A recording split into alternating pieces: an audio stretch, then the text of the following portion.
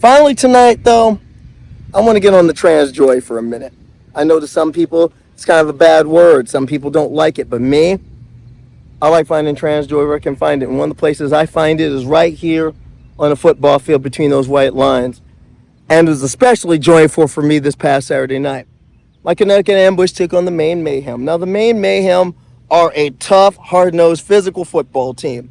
And in some ways, they've been the measuring stick for my team's ambition since we became a team. We lost to them twice last year. They were bitter, physical, tough defeats. We gave as good as we got, but we didn't do well enough. But on Saturday night, that changed. We finally slayed that dragon. And now we're staring down the barrel of our first playoff game in a week's time. And that's something that leaves me very excited. But in the middle of that game, there was an early moment. You see, little skinny old me was lined up at nose guard. Now, it's kind of a foreign position for me, but this has been the year of foreign positions for me. Offensive line and defensive line for most of it. Really, I'm a diva receiver, but you know something? Coaches coach, players play, and you play where coaches tell you. So that's where it was.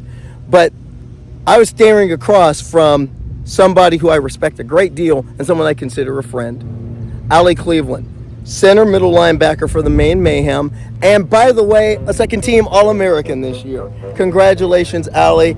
The way you played this season, it was more than well earned. But at that moment, she comes up to the line, takes the ball in her hand. I get down in my stance, and her eyes meet.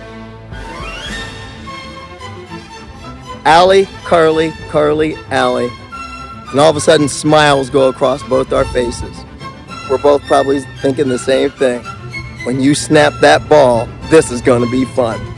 And it was fun. We tangled most of the night. It was an incredible game for both of us. Both of us played hard, made great plays, went at each other.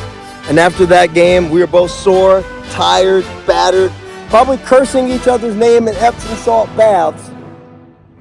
But there was also a lot of love and a lot of respect. After the game, talked to each other, gave each other a big hug. We said we loved each other as we both left the field. And I told her she kicked my butt tonight. And she said, you kicked mine too. And she said, you've really gotten better. You really played great this year. I just want you to know that. And I said the same to her. That meant a lot coming from her because in some ways, Allie Cleveland was became my measuring stick as I was learning these new positions because she's been playing semi-pro football in one variation or another for 20 years. She's been around this. She's seen it all. She's done it all. And remember, we interviewed her last year here at Transposition Sports. She told us a lot of her backstory. As a football player, as a trans woman, as an athlete who proudly hits that field for a team that loves having her. That's the story that a lot of people on the bigger issue aren't telling you. There's all the story of the controversy. But who's willing to do a story about the fact that Allie Cleveland is a captain of the Maine Mayhem? Loved by her coaches, loved by her team, she is a team leader. I've been telling my story for quite some time.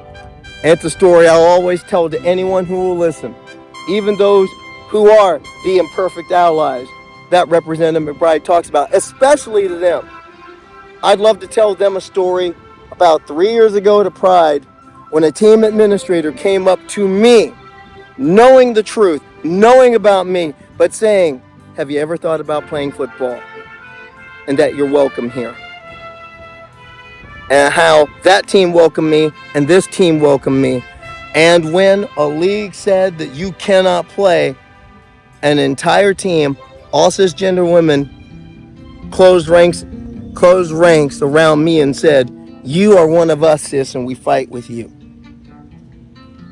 That's something that myself and Allie have in common. We have that support.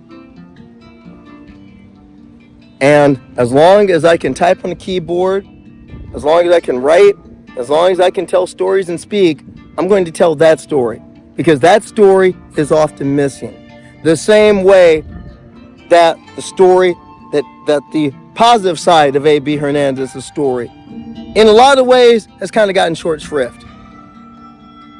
that her competitors at that moment saw her as just another person out there that I need to beat. And to me, that's the balance. To me, that's the real fairness. If you really want to talk about being fair, let's just treat that trans kid playing a sport as any other kid playing a sport. Give them an opportunity to compete on merit. Not nonsense, not hysteria, but just the merit. If you run fast enough, if you jump high enough, if you make the block, if you make the shot, if you connect on the ball and get down to first base, that right there, that's the true essence. That's the fairness. That's what it ought to be about. And on a line of scrimmage on a football field in Western Connecticut that night, that's what it was all about. It wasn't two trans women. It wasn't a political point. It was just two football players who respect each other and wanted to give their very best going at each other. That is the beauty and the power of sports, and we need that in this time. A week before at our Pride game, I carried the Pride flag out to lead the team out. This shot right here by Clark Thompson, awesome photographer, our team photographer, should tell you everything you need to know about what sports means to me, especially now that I'm living as my best self. Sports in the past was a place for me to hide. Now sports is a place for me to shine. And I think that shine should be for everybody. Let's continue to work to make it so. For Transposition Sports, I'm Karleigh Chardonnay Webb.